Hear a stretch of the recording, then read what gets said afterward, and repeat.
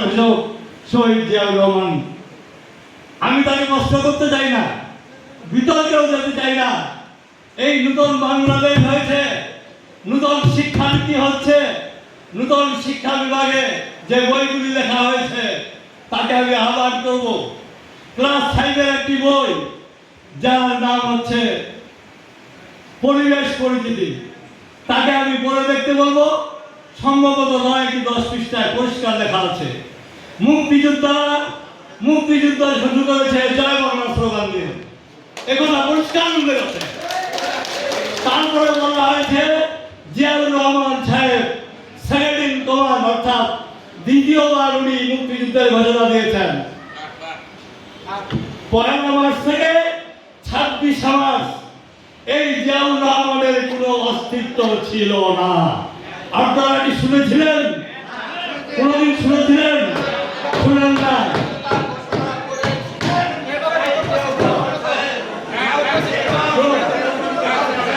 তারপরে শুনেন, আমি বলি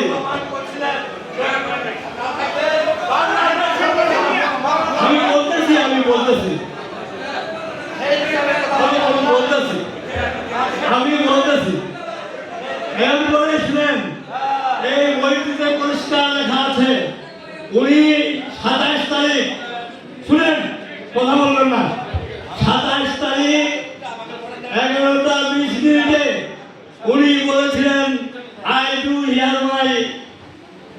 hereby Major Jia I declare our independence। সে কথায় কোনো কাজ হয় নাই। তারপরে কি হলো, সেখানে মেজর রফিকুল ইসলাম উত্তম, তাদেরই এক সময়ের নেতা হচ্ছে কর্নেল অলিয়াহাত এবং আওয়ামী লীগের হান্নান সাহেব এবং চিটাগাঙ্গের জিল্লুর সাহেব জিয়াউর রহমান সাহেবের সঙ্গে সাক্ষাৎ করলেন। বললেন আপনি ঘোষণা দিলেন, কোনো কাজ হলো না, কি করতে হবে? আপনাকে যে কাজটি করতে হবে সেটি আমরা ঠিক ড্রাফট করবো এই 4 জন মিলে। সেই ড্রাফট অনুযায়ী আপনাকে আপনার বক্তব্য দিতে হবে। তখনই এই ডিক্লারেশনটি আসে, I on behalf of our great leader Bangabandhu Sheikh Mujibur Rahman, I declare our independence of Bangladesh। এইভাবেই দ্বিতীয়বার উনি ঘোষণা দিয়েছেন কালুরঘাট প্রধান কেন্দ্রে। সেদিন 4টা 20 মিনিট বা 4টা 4:30টার সময় আমরা যারা মুক্তিযুদ্ধ ছিলাম, যারা সেই সময় সংগ্রামে ছিলাম, আমরা ঠিক এইভাবেই তার কথা দিয়ে শুনেছি। এই হলো মুদ্রা কথা। শুধু তাই নয়, আজকে বলতে হয় যে নেতাকে 7.5 কোটি মানুষ একত্রিত হয়েছিল, আজকে বললে ট্যাগ লাগে যেতে পারে, তারপরেও আমি বলতে চাই তিনি 7ই মার্চে বলেছেন এবারের সংগ্রাম মুক্তির সংগ্রাম, এবারের সংগ্রাম স্বাধীনতার সংগ্রাম। সেদিন থেকে আমাদের মুক্তিযুদ্ধের আন্দোলন, মুক্তিযুদ্ধের কার্যক্রম শুরু হয়। যার একটি অঙ্গুলি হারালে একটি যুদ্ধ, যার একটি অঙ্গুলি হারালে একটি বিজয়, যার একটি আঙ্গুলি হারালে একটি পতাকা, যার একটি আঙ্গুলি হারালে একটি কি বলে জাতীয় সঙ্গীত, যার একটি আঙ্গুলি হারালে এদেশের 7 কোটি মানুষের যুদ্ধের অংশগ্রহণ। এই হচ্ছে আমাদের কথা। তাই আপনাদের কাছে বলতে চাই, এরপরে যাই হোক ঘটনা প্রবাহে অনেক কিছু ঘটে গেছে। এরপরে কিন্তু অনেকগুলি সরকার ক্ষমতায় এসেছে।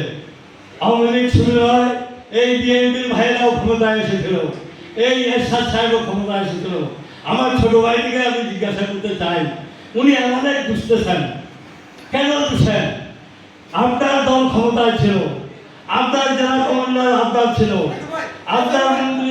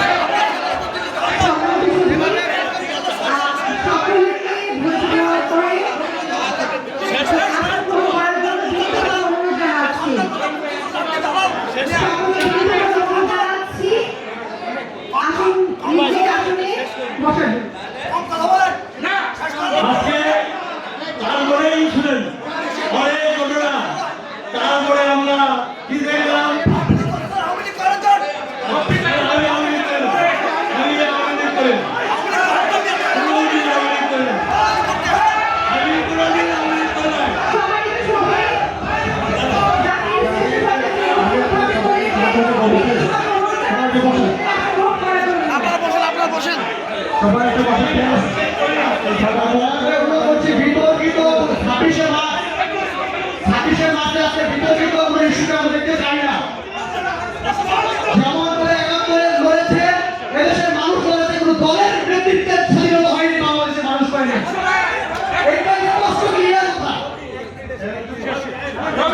শান্ত হন প্লিজ, আপনারা শান্ত হন, আমরা বিতর্কিত কোনো কনভারসেশন করি না। সবাই বসে প্লিজ।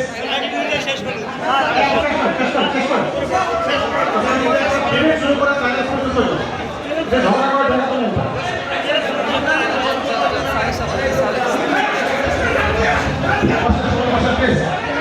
সবাই বসেন প্লিজ।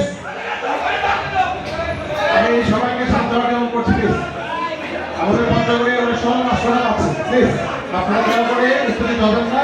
সবাই বসেন প্লিজ প্লিজ। সবাই বসেন।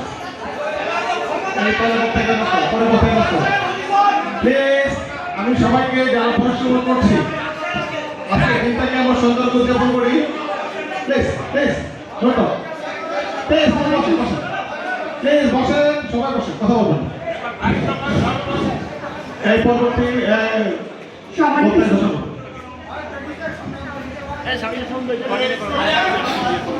সম্মানিত সুধী, এই পর্যায়ে বক্তব্য প্রদানের জন্য অনুরোধ জানাচ্ছি বীর মুক্তিযোদ্ধা নাজমুল হক প্রধান, সাবেক এমপি, পঞ্চগড়